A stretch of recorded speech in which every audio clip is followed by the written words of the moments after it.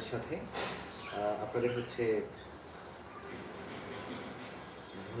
Welcome জানাচ্ছি। আপনারা কে কোথায় থেকে যুক্ত আছেন একটু কমেন্ট করে জানাবেন। আমাদের প্রতিদিনই যারা হচ্ছে ভিউয়ার্স আছে বা থাকে, তারাই হয়তো আমাদের সাথে আজকে যুক্ত হয়ে যাবে। এখন আমরা আমাদের টপিকে কিছুক্ষণের মধ্যে হচ্ছে প্রবেশ করব।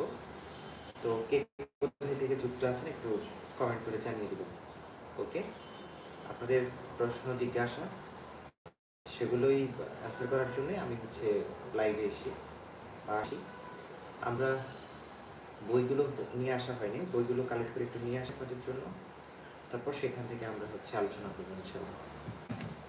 আপনাদের কোনো দেখতে অসুবিধা বা কোনো প্রবলেম স্ক্রিনে সেটা আমাকে জানাবেন কমেন্ট করে।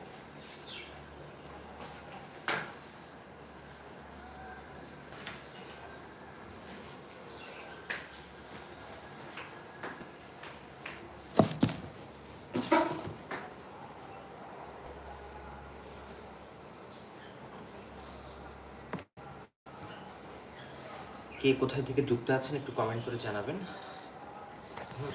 লাইক তো অবশ্যই দিয়েছেন, যারা যারা লাইক দিয়েছেন আপনাকে ধন্যবাদ। কোথায় থেকে যুক্ত আছেন একটু কমেন্ট করে জানাবেন।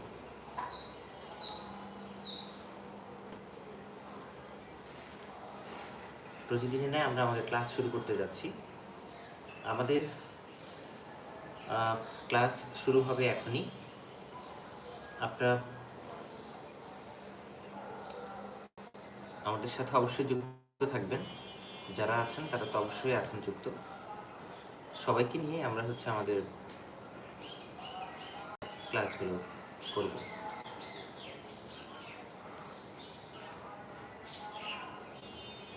ওকে, কে কোথায় থেকে যুক্ত আছেন একটু কমেন্ট করে জানাবেন। আপনাদের প্রশ্ন এই কোনো কিছু আমরা আপনাদের আলোচনার চেষ্টা করব। আমি আস্তে আস্তে হচ্ছে আমাদের যে টপিক সেই টপিকে হচ্ছে ঢুকে যাওয়ার চেষ্টা করছি।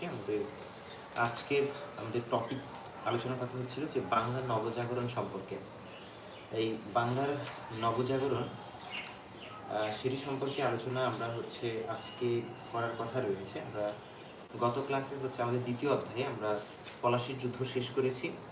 এরপর আমরা হচ্ছে বক্সারের যুদ্ধ শেষ করে প্রয়োজন নেই বলেছিলাম হচ্ছে যে দ্বৈত শাসন ব্যবস্থার কথা আমরা বলেছিলাম, এবং 1770 সালে যেখানে একটা দুর্ভিক্ষ হয়েছিল সেই দুর্ভিক্ষ নিয়ে হচ্ছে আমরা আলোচনা করেছিলাম।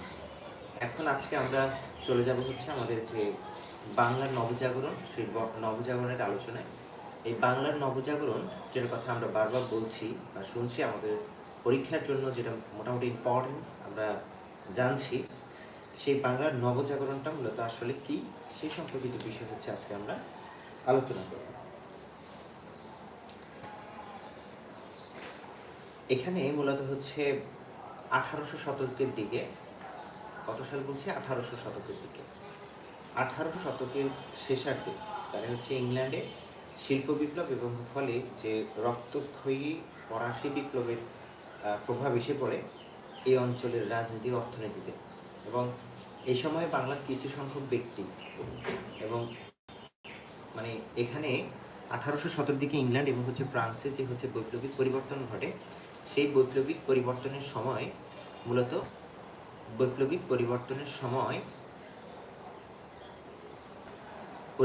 সময় ইউরোপ এবং হচ্ছে ফ্রান্সে মানে ইউরোপের ম্যাক্সিমাম দেশে যে অর্থনৈতিক, রাজনৈতিক, সামাজিক সকল দিক যে একটা পরিবর্তন চলে আসে, এটাকে আমরা বলছি হচ্ছে রিভার্ট রেনেসান্স।